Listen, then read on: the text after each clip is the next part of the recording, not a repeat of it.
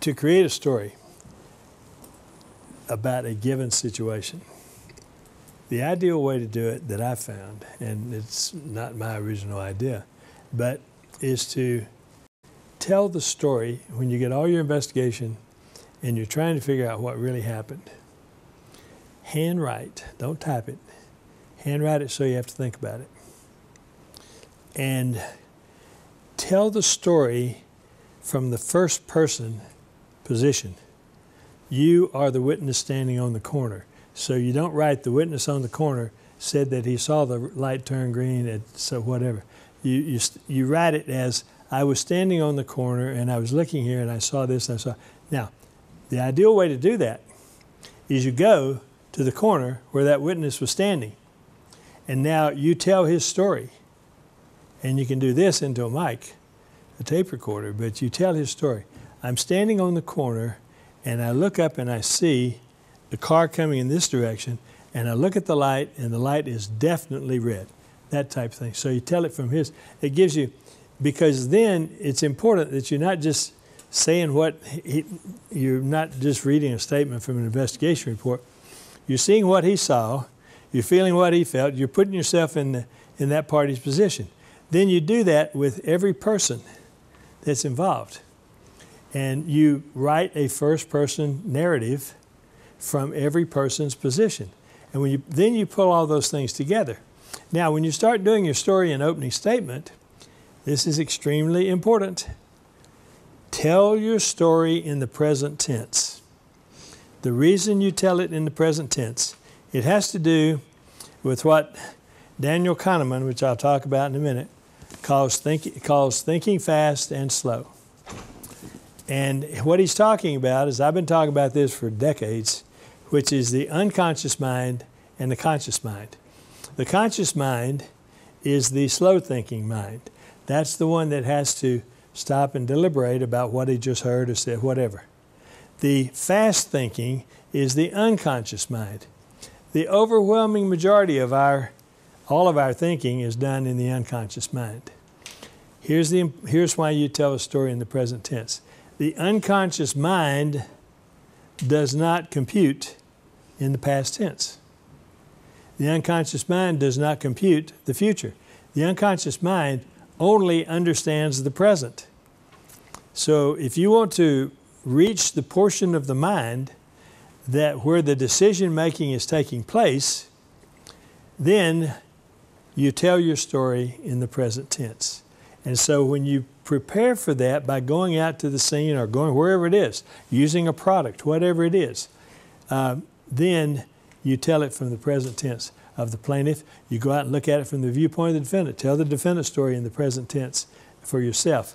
Now, the thing that made, here's a segue, the thing that made Seinfeld such an incredible hit.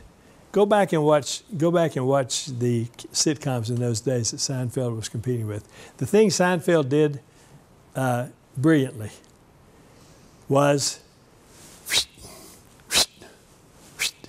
they never spent 15 seconds on one person while that person is. Used to be in the early, you watch the early soap operas, or you watch the early comedy shows. Watch Lucille Ball, Desi Arnaz. You watch, and they'll have the video on Lucy at all times, and then other people will come in and out of her picture.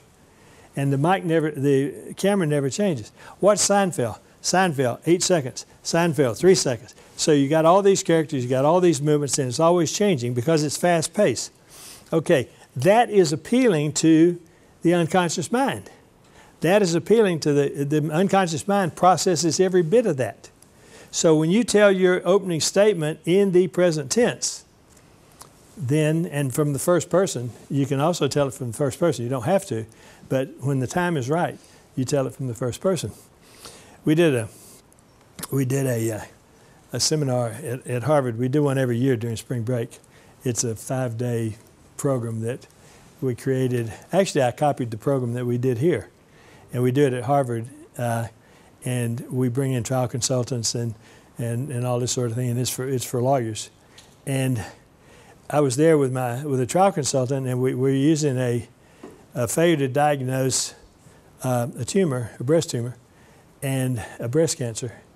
And that was the story. And the woman went in. The doctor gave her a clean bill of health. She went back in. When he told her to, when she came back in, he said, "Too late, you're dead." And sure enough, she was. So we told that we were putting people through these paces. Tell the story from the viewpoint of the husband when he first learned of the death. Tell it from the viewpoint of the doctor who had to explain why he missed the diagnosis when the husband asked him about it. So tell it in his first person. And we go through all these first persons, and we have the people that we're teaching go through, okay, now you tell us from the doctor's viewpoint. Give us your first person account of what the doctor did. And then one of my favorite trial consultants I've ever worked with is Peterson says, he turns to me and he said, "Now, there's one more viewpoint that we've missed. Go ahead, Howard, show them what it is." We've done everybody in the room. What was it? Knowing how he thinks, I went right into it, but I'd never thought of it before. I told the story from the viewpoint of the tumor. I told the story from the viewpoint of the cancer. That the cancer, she goes in and, they're doing a chest x-ray. I'm about to be cut out. My time is ending. You know, my job here is over because they're going to discover me and I'm going to be cut out. And then, wow, I can't believe he missed me. And then, okay, now I can finish my job. And then you go through the whole thing from the viewpoint of the tumor. So it's not limited to everybody on the list. Tell the story, whatever works. But think, it forces you to think about your case. All right? Now, let's talk about some other things here real quick. I think I'll go to, we start with Generation X and Y. I want to show you something very quickly. It's called the Culture Code, and there are a couple of books I want to call to your attention. And I would certainly read these and know all there is to know about it. One is called the Culture Code. And this fellow named Clotaire Raphael has come into America from France, and he is now, he is a consultant for half of the top 100 corporations in America. And what does he do? He brands things according to, he puts the American brand on whatever they ask him to in terms of how Americans think about something. For example, they asked him, Nestle company was trying to sell, they were trying to sell coffee in Japan and couldn't get anywhere with it. Of course, it's all tea over there. So they said, you know, that's just a huge market. And if we could get them to drink coffee the way we get, they drink tea. So they paid him a $500,000 retainer to study why do Japanese not like coffee? Why do Americans love coffee? Do you know why we love coffee? If you think about it, it really doesn't taste that good. And before Starbucks, it tasted terrible. Coffee does not taste that good. That's why you have to put cream in it. You have to get all kinds of things in it. That's why Starbucks figured that out. If we put enough crap in it, it'll start to taste good after a while. Well, the reason we like coffee, this is what Raphael figured out, is because of the smell. When we were babes in the crib, we smelled coffee every morning. So that coffee smell was branded in our brain. Raphael figured that out. So then he went to Japan and he said, okay, now how do I do that with coffee in Japan? And so they wanted to start, Nestle, the corporate idea, of course, was why don't we put caffeine in the candies? So get them to sucking up caffeine. And so anyway, he figured out how to get it done with them. And they started with coffee cake and things of that nature that sort of gave you the whole coffee feel. And then, long story short, coffee is a huge seller, and Nestle is the biggest seller of coffee in Japan, and it is a magnificent, $1 billion success, just because he figured out why we like coffee. Okay, so now what does that have to do with us? You need to read this book at your leisure. This is not the most important book. I'll show you the most important book. But this book is just really interesting. But for example, he brands people. So what is the American brand for doctor? Anybody? Hero. The doctor's known as a hero. You think that's bad to try to sue a doctor? What's the brand for nurse? Oh, I don't know. How about mother? Okay. Here's the good news. What's the brand for hospital? Processing plant. Processing plant. They treat you like a piece of meat going through a processing plant. So how do you use that? Okay, quick example. I got to get off this. There's a lot to do. I was hired, you may not remember, but there was a young girl at Duke University Medical Center, 10 years ago now, who, 16 years old, she was a Hispanic immigrant. She came here because she had a bad heart. She went there for a heart transplant. She was given a heart transplant, and when they gave her the transplant, they gave her the wrong heart and lungs. They gave her the wrong blood type. As a result of which, she was dying immediately, so they had to go in and do a second transplant, which they took from an alcoholic. They had a picture of this woman. They took the heart. But she was the only thing available. So they put that heart in her. She still died. Okay, the doctor did a complete mea culpa. This is all my fault, and so the doctor's a great surgeon. It's a great hospital. It's a great surgical team, but I see it on TV. It was on TV every day because she took her a while to die, several days, and they're covering her every day. The first time I see it, the hospital is on there saying, well, you know, there's a thing called captain of the ship, which means the doctor's in charge of everything that goes on in the, yeah. And so I thought, boy, you know, I don't know who's going to get that case, but I'd sure like to have it. Here's the hospital throwing the doctor under the bus. 2 days go by, and the doctor comes in. The doctor first, his response to that was, well, I don't do the blood typing, I do the knitting. And so they're fighting each other on TV. It was just CNN, but it was still TV, sort of, if you're in an airport. But so I need jurors from airports. But then 3 days later, the doctor comes on and does a complete mea culpa. It's all my fault. I love that child. I'm so apologetic. And just falls on the sword. Because in the meantime, as I found out later on Discovery, they had hired a Los Angeles public relations firm who came in and wrote their story for them. And their story was, it's all the doctor's fault. Why? Because doctors are heroes. Hospitals are processing plants. However, when I sued them, I didn't sue the doctor. I found there were 18 different places in the procedure from the time they got the call from Boston that we have a heart available. From the time they got that call until they actually implanted the heart, there were 18 different opportunities for employees to say, wait, those blood types don't match. But it went right through that one. Well, they get at the next gate. Nope. Nobody. No, all the way down to the charge nurse in the room whose specific job it is. It is her specific job to make sure everything is perfect. Went right past her. So what I did was I sued the hospital for bad training, failure to implement rules, and my theme was Duke is arrogant. They think that they are so good that the rules don't apply to them. So it was all about rules. And we had all kind of rules, and I pled it that the rules don't apply to them. And I carried it right back to the president of the medical school who was in charge, who was a doctor who was in charge of the rules. So I named him as a named defendant. And the reason I named him as a named defendant, as president of the college, he was also the guy who had the authority, the sole authority, to authorize a settlement. So I'll drop this right in his lap.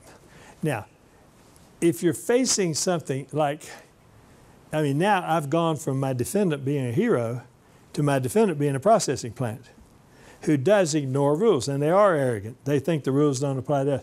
They came back after this was over. Duke came back and issued a big statement in medical journals that Duke is once again leading the field because we've established new protocols. It doesn't say because we killed a 16-year-old girl in the process, but we've established new protocols. So anyway, I changed my defendant. That's why this stuff is, they came to the table and just beat us to death with money. It would have been a hell of a hard case against the doctor. Now, suppose so how do you ever sue a doctor if they're heroes? How do you ever sue a nurse if they're mother figures? You sue them that is the code. That's the code. That's the culture code. The code is that the doctor is a hero. This doctor, that's for doctors in general in the profession. This doctor was off code. So let's look at the code. What does the code call for the doctor to do in this case? The code, which are the protocols, are these, and then you show the protocol, then you tell the reason for the protocol, you tell who it's designed to protect, and then you come to a very important point. This doctor chose, important word, this doctor chose to ignore the protocol. Now, you come back to always state things in the positive. You never say the doctor failed to do this, the driver failed to do this, or the designer didn't do this. Why? Because that's negative, and negatives not only do past and future not resonate in the unconscious mind, neither do negatives. That's an important point, folks. The conscious mind only records positives. So you don't ever say the doctor failed to do this. You say the doctor chose to ignore the rule. So make it a choice, because the choice is a positive thing. Now, what you want to do then is you show how many different ways the doctor, how many alternative things were there that could have happened that would have prevented us being here. And then the argument goes, let's talk about why we're here, ladies and gentlemen. When confronted with these symptoms, you have this choice. You could choose A. This doctor chose to ignore A. If he had decided on A, we wouldn't be here today, and this child would be alive today. He chose B. He could have chosen and go through that. C, D. Instead, he chose to send the child home with an aspirin, call me in the morning. She was dead in the morning. So the more choices you can show that the doctor had, or it doesn't, not doctor, the driver had, the engineer had, the designer had, whoever your defendant is, the more choices you can show that they would have had, that they could have made, that would have avoided this tragedy, after a while you get to an exacerbating quality to it all. It starts, they're saying, because you're making them think along with you. Yeah, that choice would have worked. How do I know that? Because that's a protocol. Here's why they chose the protocol. Here's who it was designed to protect. And yeah, he chose to ignore it. So the more you can stack up. So what you're proving is this doctor was off code, because code were the protocols, you see. So now what you do then in your opening statement is you set up exactly that. You set up exactly that. You'll see in this case that the doctor had 5 choices. He could have chosen this, he could have chosen this, he could have chosen this, he could have chosen, instead he chose to send the child home. And that's why we're dealing with a death case today. And so you set it up that way. Rules, choices, choices, choices, choices, choices. Why? Because choices are positive actions. It's not that he just made a mistake, he neglected to do something, he failed to do something. No, he chose to do the wrong thing. And you always have to couch it that way if you want it to be as powerful. You can say he failed to do it, and it might sell. But it's a lot more powerful to say he chose to do it, because then you're communicating with the unconscious mind of your jury. Then, after choices, you get to the framing of your story. So you take all those things that all those independent witness accounts and everybody's account, and you mold those into your story. And you mold it into the story like Seinfeld. This doctor will tell you this person will tell you this person will tell you this. Now, one thing you never, ever, ever, ever, ever do on voir dire examination or on opening statement. Extremely cautious of this.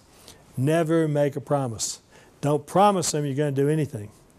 Never make a promise. And you got to be careful. The judges like you to say, well, the evidence will show, the evidence will show, the evidence will show. First of all, that's not a story. That's just lawyer talk. And it sounds like lawyer talk. Ladies and gentlemen, the evidence in this case will show. And the evidence in this case will show. And the evidence in this case will show. That's not a story.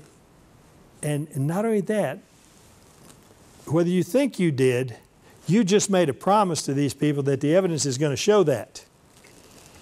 Now, I got a lot of friends who are lawyers over the last 50 years, and I don't know one of them whose trial ever went on exactly the way they thought it was going to. I've never tried a case where every witness said what I thought they were going to say, every single thing in the case. If it was that clean cut, the case would have settled. Things happen. That's what makes trial fun. Things happen. You have to think on your feet. So make sure you don't, because why? If you fail to do it, trustworthiness. They don't like you. They don't like you. They don't like your client's case. And they'll take it out on them. Okay? So think in terms of choices. They're very important. So look at the culture code.